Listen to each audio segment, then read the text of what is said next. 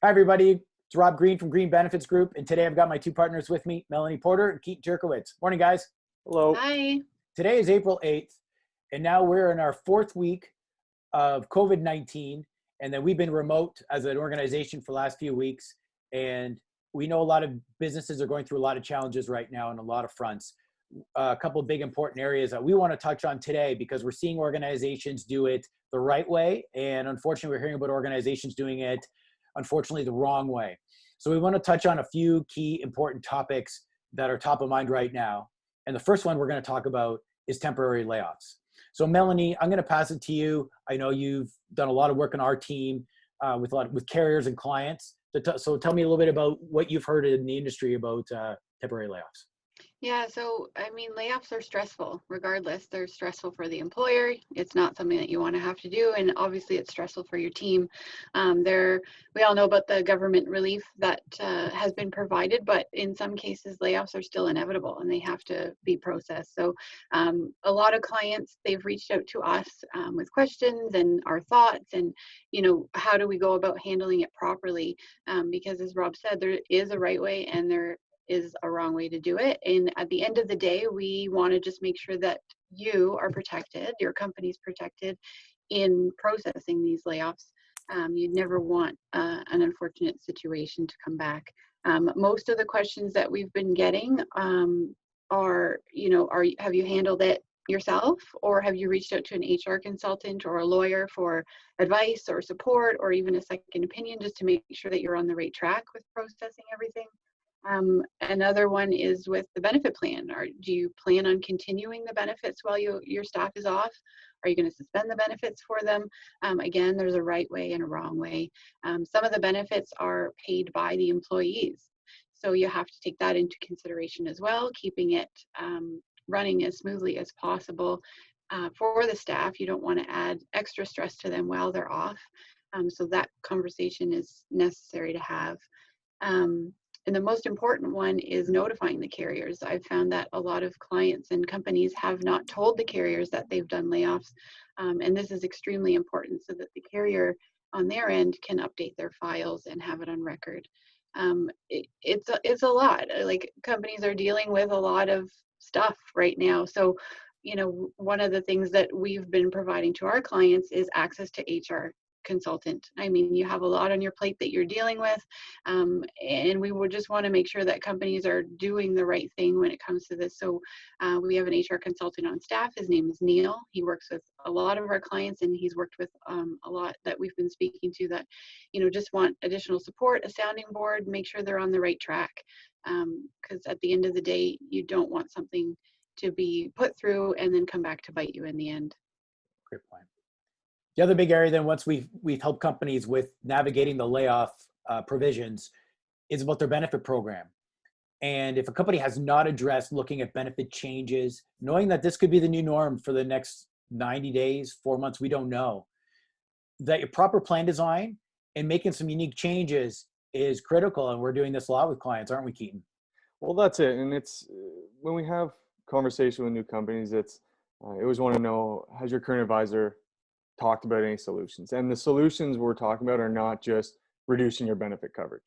It's not just start peeling away the coverage there, because that's going to affect your culture. Times will get better. So obviously we want to do things the right way. Like we said with the temporary layoffs, it's the same thing when we're doing a full review of the plan. We want to look at it from a financial standpoint, and then also the plan design, making sure that we're doing things properly to save money right now, because that's so crucial for companies. We don't know how long this is going to last for, but we need to do things to save money. But then how is this going to affect the culture? And again, where we want to come in and provide some unique strategies is to look at different ways that we can restructure the program. Maybe look at some benefits that can't be used right now. Give you a quick example: dental benefits. They can't be used right now. People can't go to the dentist. Again, there's a right and a wrong way to do it. Just removing the dental benefit isn't necessarily the right way, because what happens if someone needs emergency dental procedure? Well, if you just completely removed it, that coverage wouldn't be there for the employee. So again, it's coming up with strategies to save money, but still providing great coverage to your team to protect your culture in the future.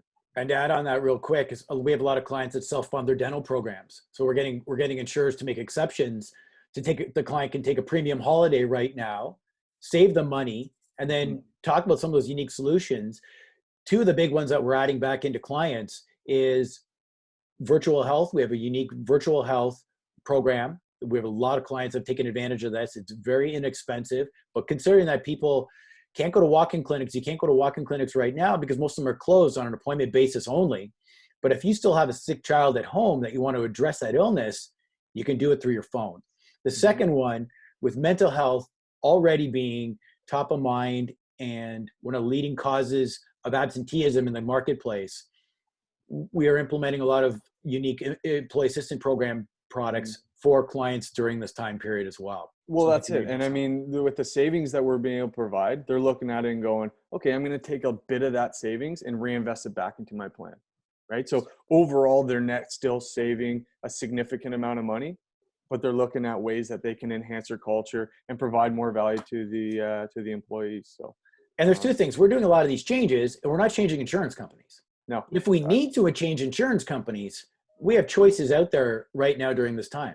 Yeah. And like you said, I mean, a lot of these solutions can be implemented with their current carrier, so the change isn't necessary.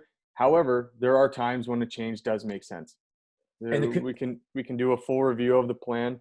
And if there's savings available, additional savings, sometimes companies need stability in the rates, and it's not just for the next few months. It could be for the next few years. And we have some preferred carrier partners that we work with that can guarantee rates for 24, 36 months. So having their benefit costs stable for the next 2-3 years is very. Yeah, it's going to be really critical for organizations going forward. You're absolutely right. And just because if an organization has employees laid off, isn't going to stop them from that. But one of the big drivers for our organization is, as we've changed insurance companies for a couple of clients right now, is how we can communicate it and virtually hold meetings to ensure your staff is aware of all the options that they have in their benefit program. So we can make these changes versus where the old school, you had to fill out an application form and get the originals. We're making exceptions right now. So and that's the biggest concern with a lot of companies when you talk to, when they think of transitioning from one carrier to the next.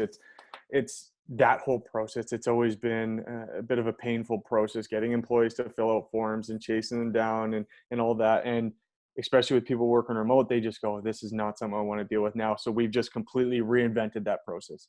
We can do it. We can work with the carriers behind the scene, transfer data. The employees don't have to fill out any forms, any of that process. We would do it all behind the scenes. So it's a very seamless transition. So the companies can get those savings, transition benefits, get the stability in their rates, and it's a seamless transition.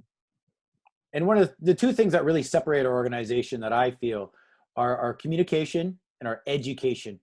And especially along the lines of education comes to a company's group retirement program.